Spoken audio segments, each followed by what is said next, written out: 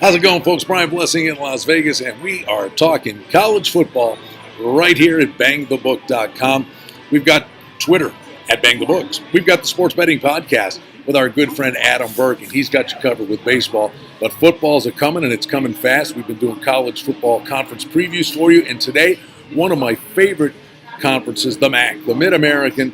Let's dive in and give you the prospects for some of the teams this year. All right, Akron. The bottom line is they're coming off a great season with takeaways, and they had the ability to win close games last year. They're going to be counting on sophomore quarterback Cato Nelson to really step up. This is a young man that's got a lot of promise, but the problem with Akron is their defense has a lot of question marks, and they have a new defensive coordinator. So I'd keep close tabs on Akron. Might be a team that could be a sneaky good overplay for you in the early stages of the season. Let's go to Ball State. Head coach Mike New, he's in his second year. Listen, injuries at the quarterback and wide receiver position really hurt him right out of the gate last year. The bottom line is quarterback Riley Neal is back. If he stays healthy, marked improvement could be in store for Ball State, but they still have a lot of work to do. Head coach Mike Jinks at Bowling Green. The program has really struggled on his watch.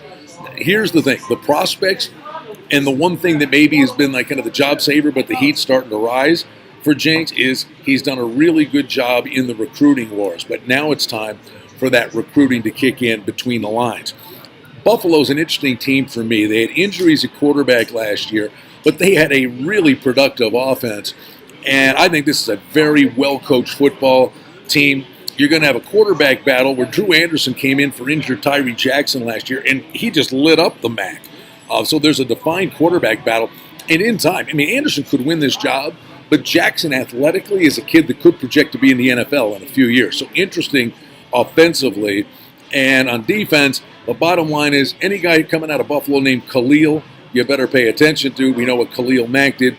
They've got Khalil Hodge, the linebacker who was second in the nation in tackles. So I think Buffalo's a sneaky good team on both sides of the football. Central Michigan, they were able to win close games last year. They've got their quarterback, Shane Marriott. He's back, but he loses his wide receivers. So I do think there's some question marks there for Central Michigan. Listen, it's a team that does improve late. So mark that down. Later in the season, they may be a play-on team. The sophomore quarterback is Tony Poljan. He's 6'7", and he's the kid coming in to replace Shane Merritt. But again, the lack of wide receivers could be a problem for Central Michigan. Eastern Michigan, head coach Chris Creighton. Listen, this guy's got a program that's on the rise, and they had nowhere to go but up. But one thing you want to know about Eastern Michigan, if you're playing on them, you want to play them at home. They're good at home, and they'd be a good live dog at home. Kent State, they've got a new head coach, Sean Lewis, comes over from Syracuse. Work to be done with this program, and honestly, the cupboard's pretty bare. It's going to take him a while to put his stamp on this program. Let's go to Miami of Ohio with head coach Chuck Martin. He's got a team that's on the improve, and experience is going to be the biggest asset for Miami of Ohio this year, led by their quarterback who's back, Gus Ragland. So that experience matters, and it matters a lot, specifically in a conference like this. So keep tabs on Miami of Ohio. Northern Illinois, listen, they're the 2-1 favorite to win the MAC championship game. We'll run through those odds for you. It's always a great program. But here's the weird thing. Last year, their offense actually regressed, but the defense improved. Listen, most of the defense is back.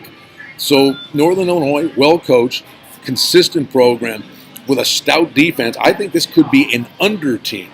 Watch for them to count on that defense to get the job done in MAC conference play.